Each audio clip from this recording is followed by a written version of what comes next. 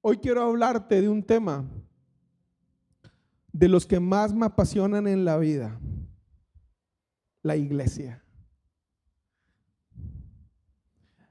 Yo recuerdo que llegué a un grupo de jóvenes hace poco más de 20 años, en el cual encontré a la que hoy es mi esposa.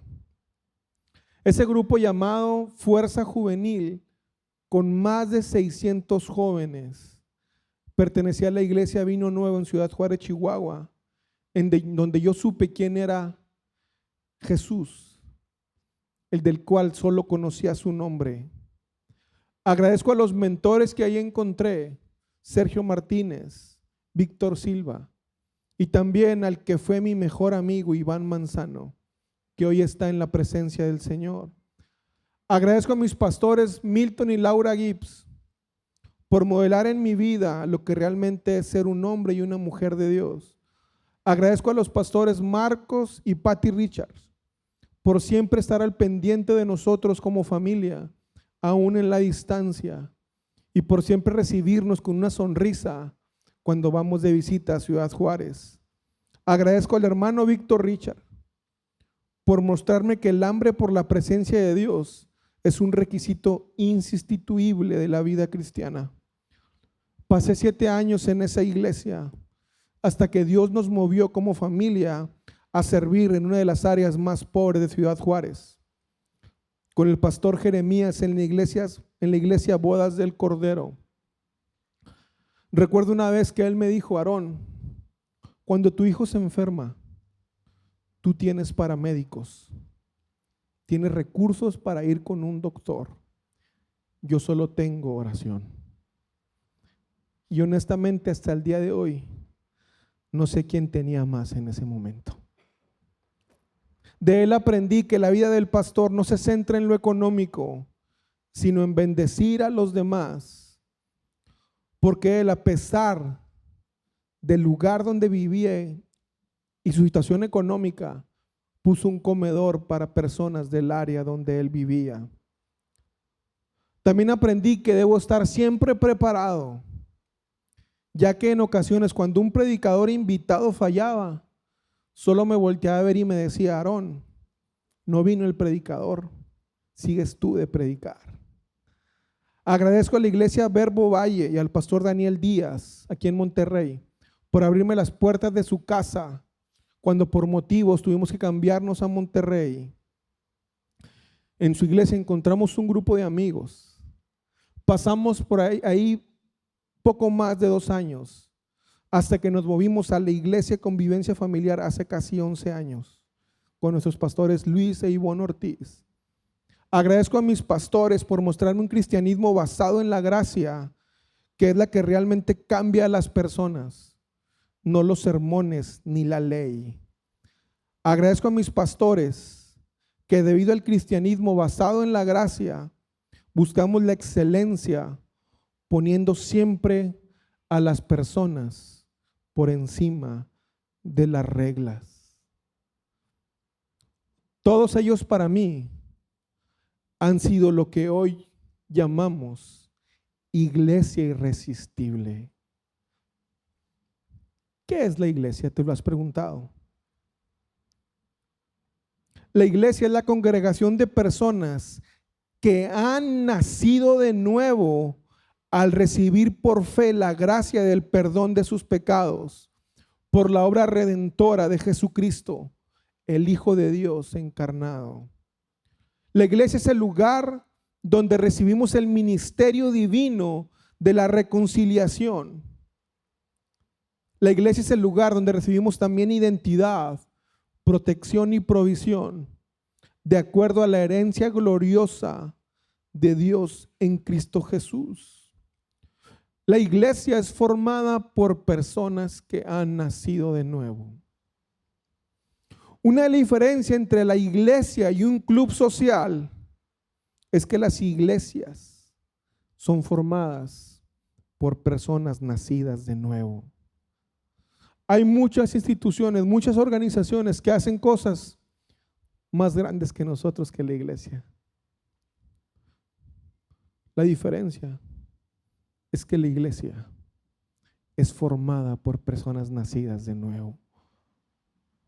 No solamente es formada por personas con buenas intenciones, no, por personas nacidas de nuevo. Sin la presencia de Dios en la iglesia y en tu vida, solo somos un montón de personas con algunas buenas intenciones. ¿Qué es el nuevo nacimiento? Porque si estamos diciendo que la iglesia es formada por personas que han nacido de nuevo, tenemos que entender qué es el nuevo nacimiento, de qué estamos hablando. ¿Simplemente es un cambio de religión? ¿Como si cambiáramos de equipo? Veamos qué nos dice la palabra. Juan 3:1 nos habla de Nicodemo. Había un hombre llamado Nicodemo, un líder religioso judío de los fariseos. Nicodemo era un hombre religioso y en cierto sentido temeroso de Dios, pero no sabía lo que era el nuevo nacimiento. Lo que a mí me dice que podemos pasar tiempo en la iglesia o seguir una determinada liturgia sin saber lo que es nacer de nuevo. De hecho, ese es uno de los engaños más grandes que tiene el mundo. Creer que puedo vivir mi vida a mi manera y que esa vida le agrada a Dios, aunque yo no conozca a Dios y por lo tanto no sé qué le agrada. Creer que puedo vivir mi vida como yo quiero y venir aquí a la iglesia un domingo como si esto fuera simplemente un lavatorio. Yo puedo vivir como yo quiera, vengo el domingo y ya cumplí. Eso no es nacer de nuevo. Nicodemo era una persona que estaba sábado a sábado y no nacía, no había nacido, no sabía, ni siquiera sabía que tenía que nacer de nuevo. El nuevo nacimiento no se da por la acumulación de conocimiento, sino por un encuentro con el Espíritu Santo.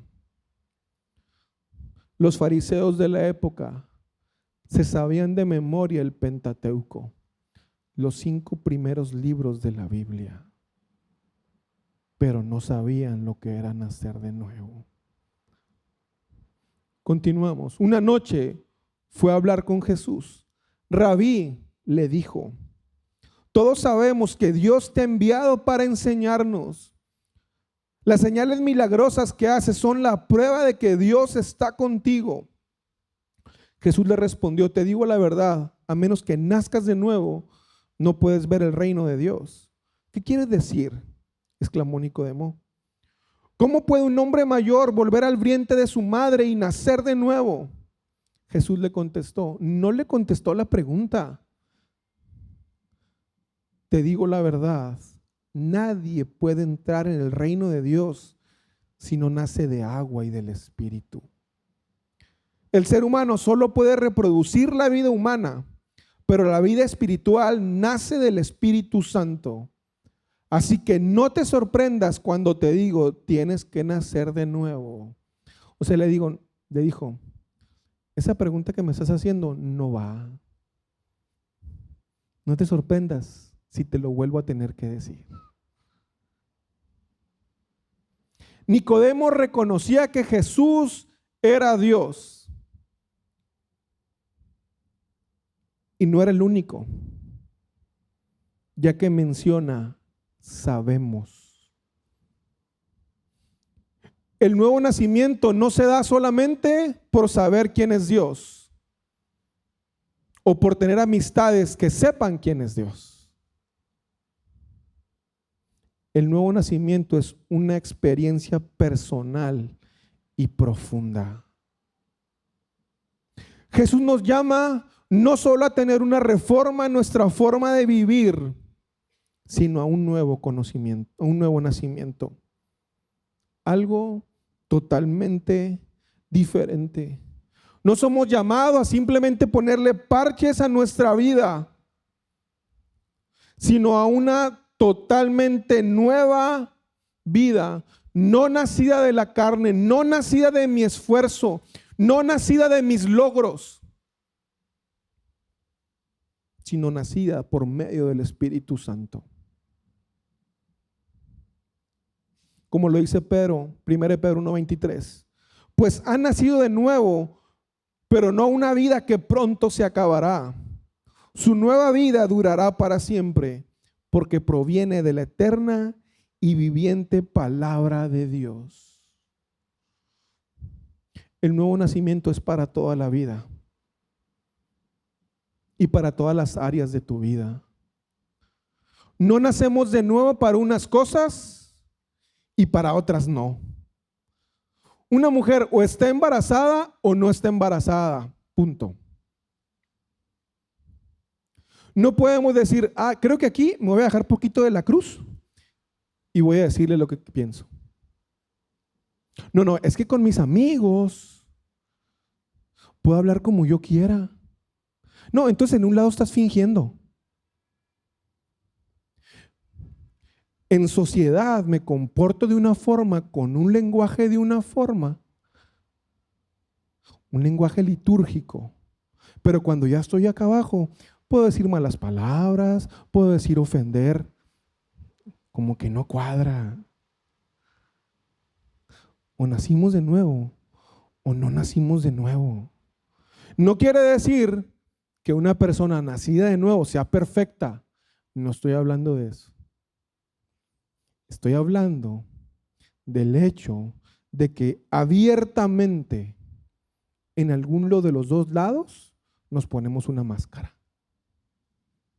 No puedo tratar bien a mi compañera del trabajo, ser respetuoso, a mis compañeros sí comprarles todo lo que quieran y a mi esposa darle una vida miserable, donde le cuento cada peso que le doy.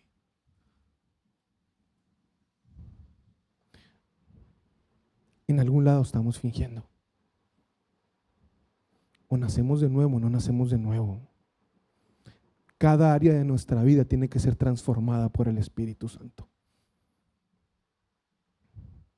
El nuevo nacimiento significa que todo el que pertenece a Cristo se ha convertido en una nueva persona.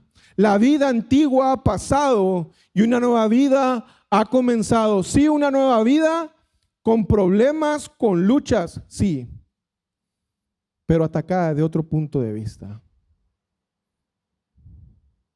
basada en la gracia de Dios.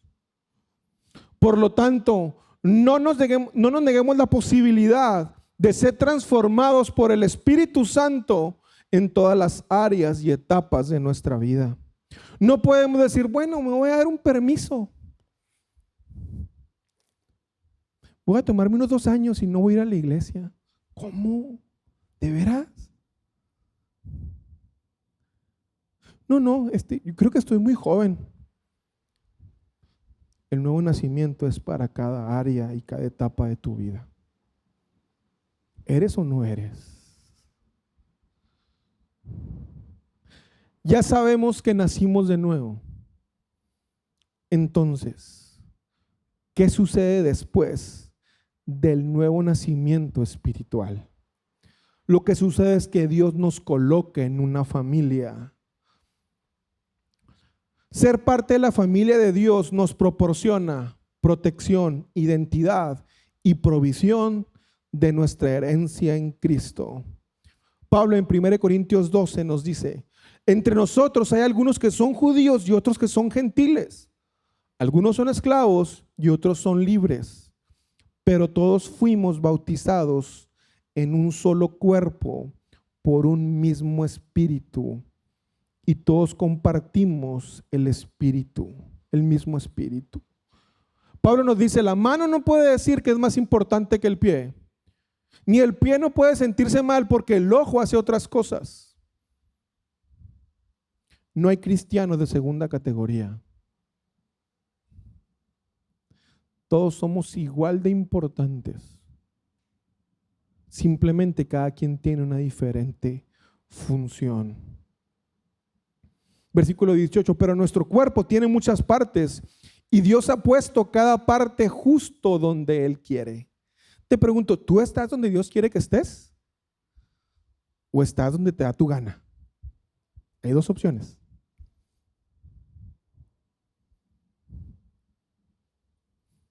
Qué extraño sería el cuerpo si tuviera solo una parte. Efectivamente, hay muchas partes, pero un solo cuerpo. Imagínate que el ojo dijera, no, yo no quiero estar aquí, quiero estar acá en la rodilla. Se vería raro, ¿no?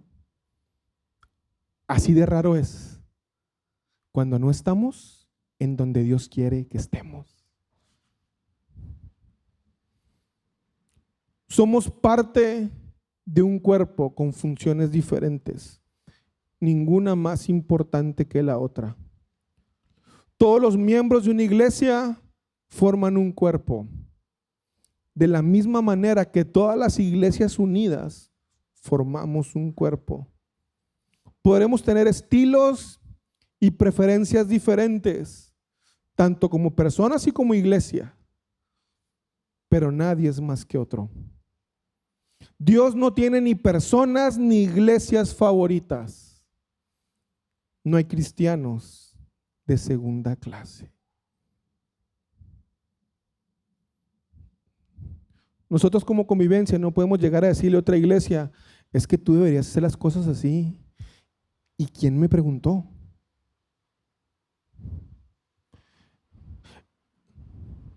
Todos tenemos una función diferente.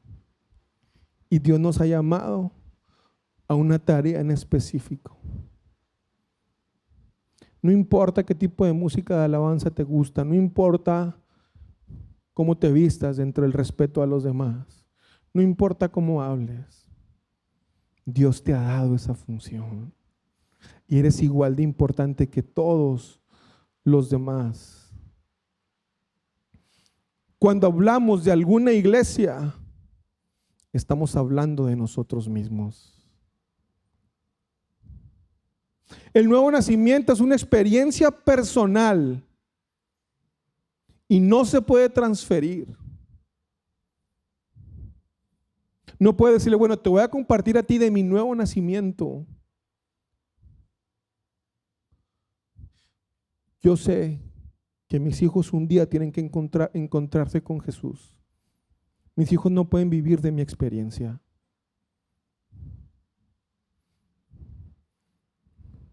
El nuevo nacimiento es algo personal y profundo. Pero después de que hemos tenido la experiencia del nuevo nacimiento, inmediatamente lo que hace Dios nos pone dentro de una familia para desarrollarnos en comunidad. Al igual que en la vida natural, un ser humano necesita una familia. Así como cuando hay un nuevo miembro de la familia, Dios provee una familia que lo cuida, que lo rodea, que lo atiende. De esa misma manera, cuando hay un nuevo nacimiento, Dios provee de una familia que lo cuida, que lo atiende. Y esa es la iglesia. No existen los llaneros solitarios. No va de acuerdo al modelo bíblico. No hay un recién nacido que pueda sobrevivir por él solo. No lo hay.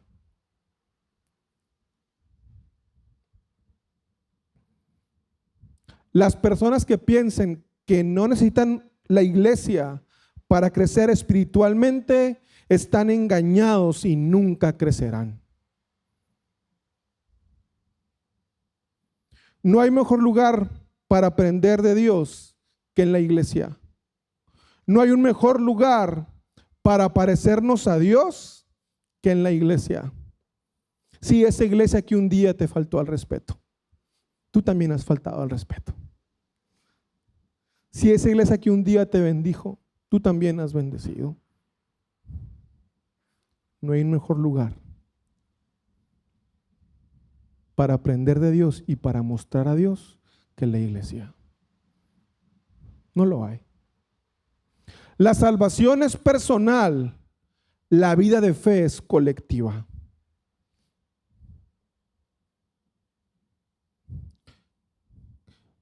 Cuando te preguntes por qué no he crecido, pregúntate qué tanto me he relacionado con la iglesia. ¿Qué tanto he puesto la otra mejilla? ¿Qué tanto he ido a la segunda milla? ¿Qué tanto me he quitado de mi comodidad y he servido a otros? ¿Cuál es la función de la iglesia? Nacemos de nuevo. Dios nos pone en una familia que le llamamos iglesia. ¿Pero para qué?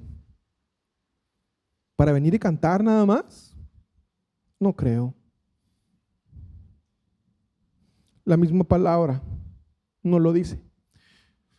Yo recuerdo que cuando nací de nuevo, conocí a Cristo, me convertí, como tú lo quieras llamar, son tecnicismos nada más. Yo le decía a Dios, ¿y por qué no me llevas ya? O sea, ya te conocí, pues ya, hombre, quitémonos de problemas. Imagínate cuánto problema y cuánta tentación me hubiera ahorrado. Hasta que me encontré con ese texto, 2 Corintios 5, 17. Esto significa que todo el que pertenece a Cristo se ha convertido en una persona nueva. La vida antigua ha pasado, una nueva vida ha comenzado. Y esto es un regalo de Dios, quien nos trajo de vuelta a sí mismo por medio de Cristo. Y Dios nos ha dado la tarea de reconciliar a la gente con Él. Pues Dios estaba en Cristo reconciliando al mundo consigo mismo, no tomando más en cuenta el pecado de la gente. Y nos dio a nosotros este maravilloso mensaje de reconciliación. Así que somos embajadores de Cristo. Dios hace su llamado por medio de nosotros. Hablemos en nombre de Cristo cuando le rogamos, vuelvan a Dios. El llamado de la iglesia es ser embajador de lo que Dios quiere para las personas. Y nos llama no solo a pedirlo, pues conviértete. Y roguemos. ¿Tú por qué cosas ruegas? La palabra está diciendo que así como ruegas cuando un familiar tuyo está en un problema, y ahí no tienes vergüenza, ¿verdad? Y ahí no te puede. Nuestro llamado es rogar por el que no conoce a Dios. A ese nivel lo pone Dios. Ese es el llamado de la iglesia. Todo lo que Dios hace en mí, lo hace principalmente para dos cosas primordiales: para bendecirme y para yo bendecir a otros. La iglesia tiene la función de mostrarle al mundo que es vivir como Dios quiere que vivamos. Y nos llama a verlo como algo maravilloso y no como una carga. Jesús hablando acerca de este llamado en Mateo 28, 18. Jesús se acercó y dijo a sus discípulos: se me ha dado toda autoridad en el cielo y en la tierra. Por lo tanto, vayan y no se congreguen. Vayan y quéjense. ¿Ese no es el llamado? Vayan y hagan discípulos de todas las naciones, bautizándolos en el nombre del Padre y del Hijo y del Espíritu Santo. Enseñen a los nuevos discípulos a obedecer todos los mandatos que les he dado, y tengan por seguro que estoy con ustedes siempre hasta el fin de los tiempos. ¿Has sentido a Dios lejano? Cuando te pase eso, pregúntate: ¿qué tanto estoy relacionado con su iglesia? ¿Qué tanto estoy haciendo discípulos? ¿Qué tanto estoy muriendo a mí para ver a otro? Porque es el llamado que tenemos a ser discípulos. Jesús va más allá de que de la tarea de simplemente transmitir el mensaje que Dios tiene para los demás, que tenemos que hacerlo y es una obligación. Pero Jesús va más allá y dice, hagan discípulos, que significa aprendiz. Y créeme que Jesús no habla de clases en línea, es 100% presencial. Sí tienes que incomodarte para ser un discípulo. Sí tienes que incomodarte para preocuparte por alguien más.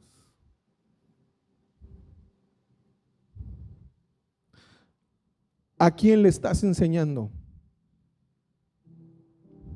¿De quién estás aprendiendo? ¿Quiénes son tus discípulos? Empezando por tus hijos si los tienes. ¿De quién eres discípulo? ¿De la televisión? ¿De Netflix? A mí me sorprende cómo hombres que tienen el gusto por un hobby, por cualquier cosa, les preguntas de un deporte y te saben todo. ¡Wow! Les preguntas de Dios y no es mismo nivel de interés. Les preguntas en quién te has reproducido. Checo Pérez va muy bien. Sí, eso ya lo sé. De lo importante de la vida que tanto estás invirtiendo. Del llamado que Dios tiene para ti, que tanto tiempo estás invirtiendo. Porque por eso la palabra dice, donde esté tu tesoro, ahí estará tu corazón. Tenemos el llamado a ser intencionales, cual maestro con sus alumnos. Yo honro la vida de los maestros, especialmente de todos, pero yo veo un área cuando un niño está empezando a leer.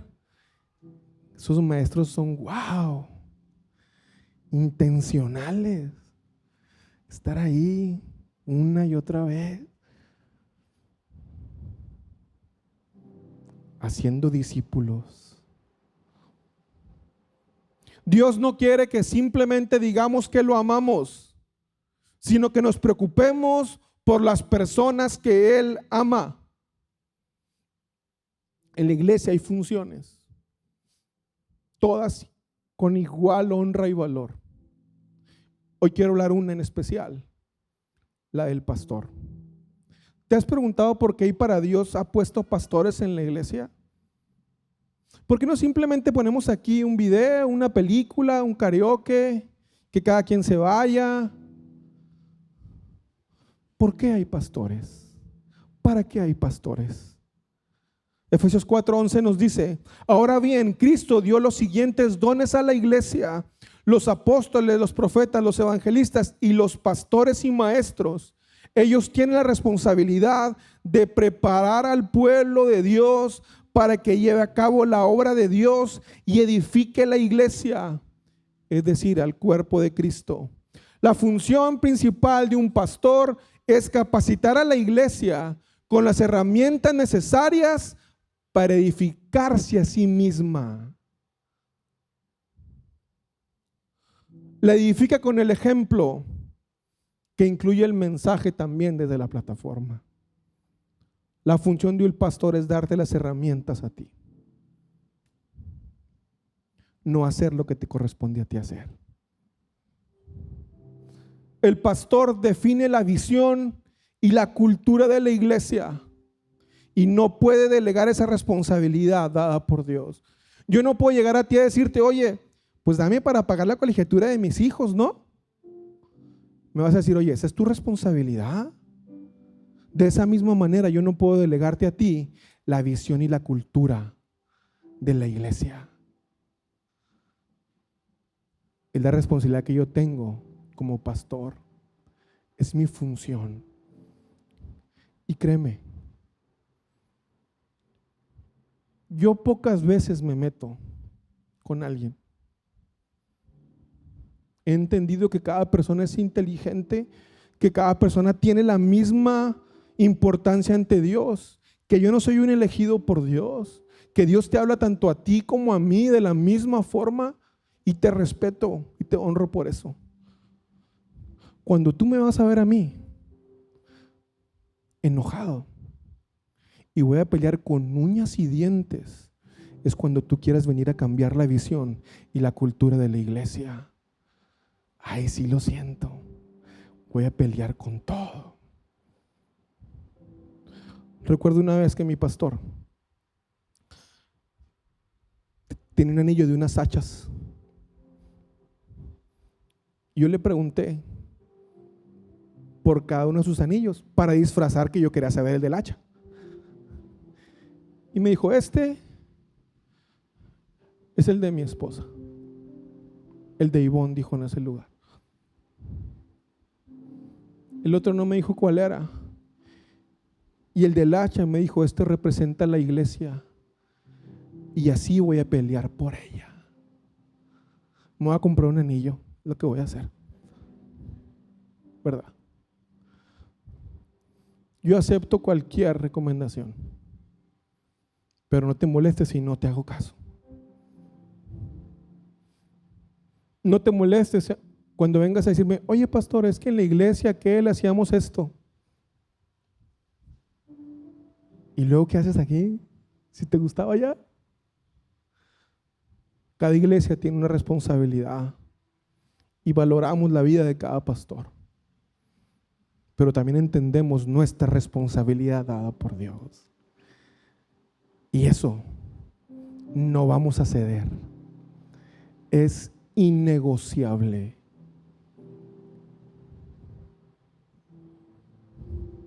El pastor sirve la mesa, pero el que mueve el cuerpo con todo lo comido eres tú. El pastor capacita para que la iglesia edifique a la misma iglesia. No el pastor hace todo, ni todo depende del pastor. Yo te voy a decir algo, yo no voy a andar en todas las fiestas y reuniones, no tengo que estar. Si me invitas a comer, sí voy a ir, pero yo no tengo que estar ahí. Yo no puedo estar en todo. Una vez alguien me decía, es que yo me siento sin pastor. Es que pastor hay. La pregunta es, ¿tú le has dado a alguien esa autoridad de ser tu pastor? Es muy diferente. Porque un pastor no se va a enseñorear de ti, ni te va a decir qué hacer. Al menos no es mi estilo. Ni te voy a estar correteando, ni te voy a... No, yo entiendo que tú eres capaz, inteligente, y te doy esa honra. La pregunta es, ¿tú a alguien le has dado esa autoridad?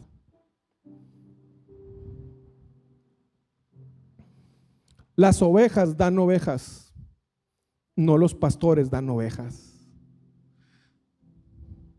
El pastor no va a estar contigo en los momentos más difíciles de tu día, ni en el momento de la mayor tentación. Te aseguro que el pastor no va a estar ahí.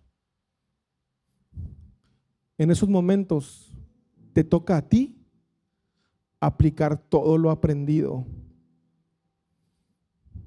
El pastor no puede llegar a donde sí pueden llegar las ovejas. ¿Sabes quién le va a mostrar a Cristo? A tu familiar que no lo conoce, tú.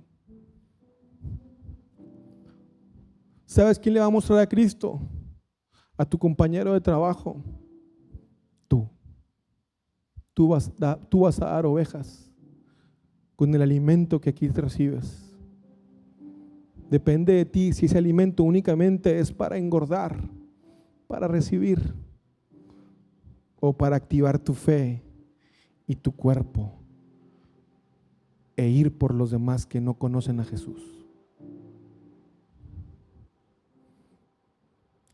La iglesia debe ser cristocéntrica, no pastorcéntrica. Síntomas que necesita un pastor. Efesios 4:13 dice: ese proceso continuará hasta que todos alcancemos tal unidad en nuestra fe y conocimiento del Hijo de Dios, que seamos maduros en el Señor, es decir, hasta que lleguemos a la plena y completa medida de Cristo.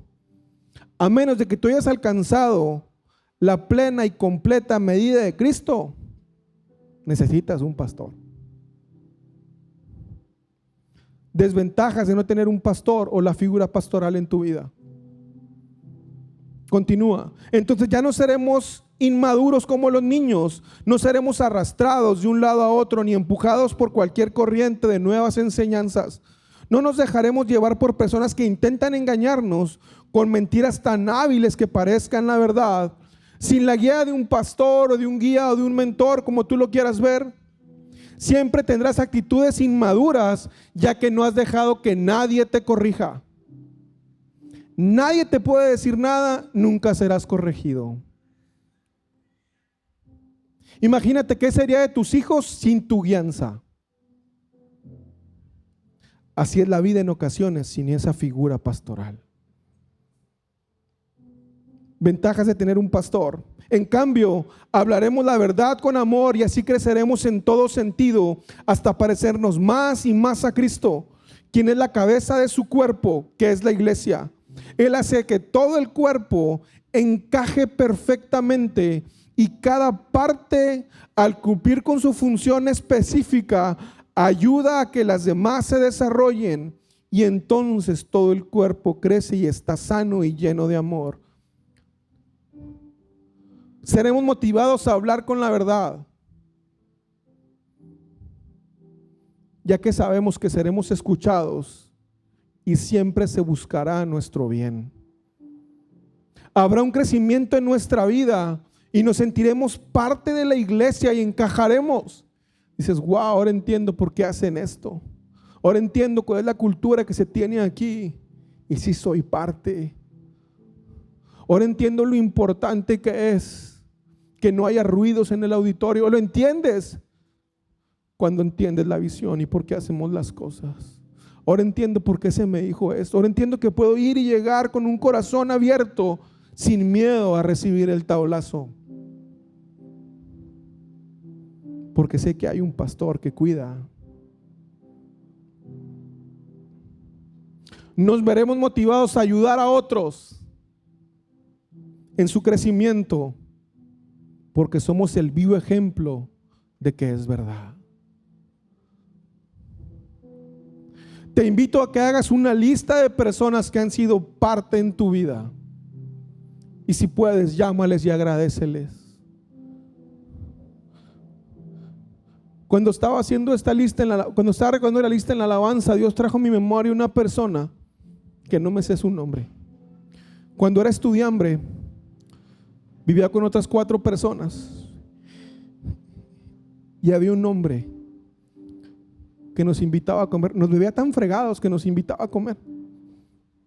¿Y sabes qué hacía ese hombre? Nos hacía orar por los alimentos. Yo a veces no quería ir porque tenía que orar, pero era más el hambre. Esa fue la primera vez que yo me encontré con la iglesia irresistible, con la gracia de Dios derramada. La iglesia me ha dado todo, todo. ¿Cómo no devolverle lo mismo? ¿Cómo no pelear con todo por la iglesia? Nosotros debemos ser lo que esperamos de la iglesia. No somos un agente externo. Tú pides amor de la iglesia, tú tienes que dar amor. Pides paciencia de la iglesia, tú tienes que dar paciencia. Porque tú eres la iglesia y tú edificas la misma iglesia. Cuando tú criticas a la iglesia, estás criticándote a ti. Cuando hables de la iglesia, tienes que decir, no eres tú, soy yo. Porque no eres un agente externo. Eres parte de un cuerpo. Te invito que ahora que hables de la iglesia o alguien de la iglesia, te acuerdes que estás hablando más de ti que de la otra persona. Todos tenemos que tener un pastor en nuestra vida, alguien a quien rendirle cuentas de una manera bíblica que obviamente es sana. Yo tengo 3 personas, mi esposa las conoce, que pueden preguntarme cualquier aspecto de mi vida y yo les voy a decir sin titubear. ¿Tú cuántas tienes? ¿Quién te puede corregir? ¿Nadie? Pues a menos de que tengas la medida completa de Cristo Jesús, nadie te podrá corregir. Eres incorregible. Pero tú, ¿a quién le rindes cuentas de tus finanzas? ¿Alguien sabe? ¿Tu esposa sabe cuánto ganas? ¿Tu esposa sabe cuál es ¿A quién le rindes cuentas? ¿Tu esposa puede ver el celular sin ningún miedo? Mis hijos tienen la clave de mi celular. Con eso te digo todo. Es muy común que confundamos la amistad con el pastorado. Yo le digo a mis hijos, yo no soy tu amigo, soy tu padre. Hay diferencias.